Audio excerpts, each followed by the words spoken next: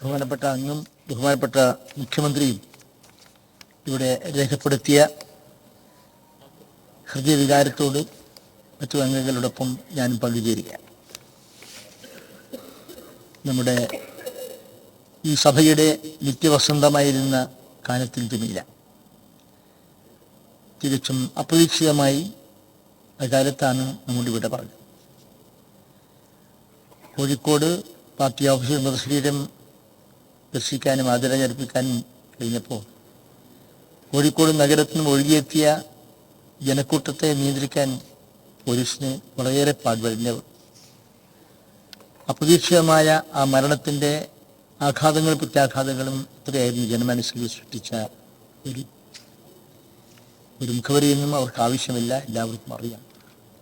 വിദ്യാർത്ഥി ജീവിതം തൊട്ട് ഓരോ പടവുകളും കയറിയിട്ടാണ് ഗ്രാമപഞ്ചായത്ത്, ബ്ലോക്ക് പഞ്ചായത്ത്, ജില്ലാ പഞ്ചായത്ത് തുടങ്ങി പിന്നീടാണ് നിയമസഭാ സാമാജിക നിലക്കുള്ള അവരുടെ അംഗീകാരം സ്വീകരിക്കാനും പ്രശോഭിതമാകാനും കഴിയും. അവരുമായിട്ട് ബന്ധമുണ്ട്. ഞാൻ അവരുടെ നിയോജക മണ്ഡലത്തിൽ ഇരിങ്ങൽ എന്ന പ്രദേശത്താണ് എൻ്റെ ഭാര്യ വീട്. ആ വീട്ടിൽ നിയമസഭാംഗം എന്ന നിലക്ക് എത്തിയിട്ടുള്ളതിന് മുമ്പും അതിനുശേഷവും അവിടെ ഞാൻ ഉണ്ടായിരുന്നൊരു സന്ദർഭത്തിലാണ് അവിടെ അടുത്ത പരിപാടിക്ക് വന്നപ്പോൾ അവിടെ അവിചാരിതമായി എത്തിയത്. ഞാൻ പറഞ്ഞു, നമ്മുടെ പ്രിയപ്പെട്ട ജുനേരി ചേച്ചി എത്തിയിരിക്കുന്നു എന്ന് പറഞ്ഞാണ് വീട്ടിലേക്ക് സ്വീകരിച്ചത്.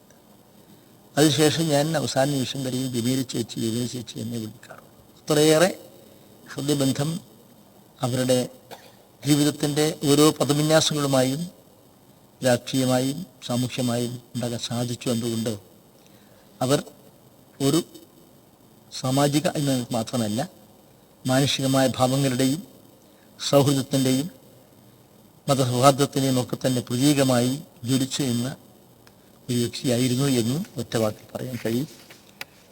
അവരുടെ പുരോഗമനാശയങ്ങൾ, വിപ്ലവബോധം അതെല്ലാം തന്നെ സമൂഹത്തിന് കീഴ്പ്പെടുത്താൻ കഴിഞ്ഞിട്ടുണ്ട്.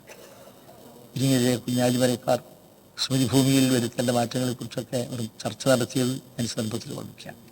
അങ്ങനെ ഓരോ കാര്യങ്ങളിലും നമ്മുടെ ഹൃദയത്തിൽ ജീവിക്കുന്ന ജമീല എന്ന, ഞാൻ ജമീല ചേച്ചി എന്ന് വിളിക്കുന്ന ആ ജമീല ചേച്ചിയുടെ പാവനമായ ഓർമ്മകൾക്ക് മുമ്പിൽ, ആ പോതിരിക്കുന്ന സ്മരണകൾക്ക് മുമ്പിൽ ഞാൻ ദിനഭരിതമായി നമസ്കരിച്ചുകൊണ്ട് പ്രണയിച്ചുകൊണ്ട് വാക്ക് ഉപസംഹരിക്കുന്നു.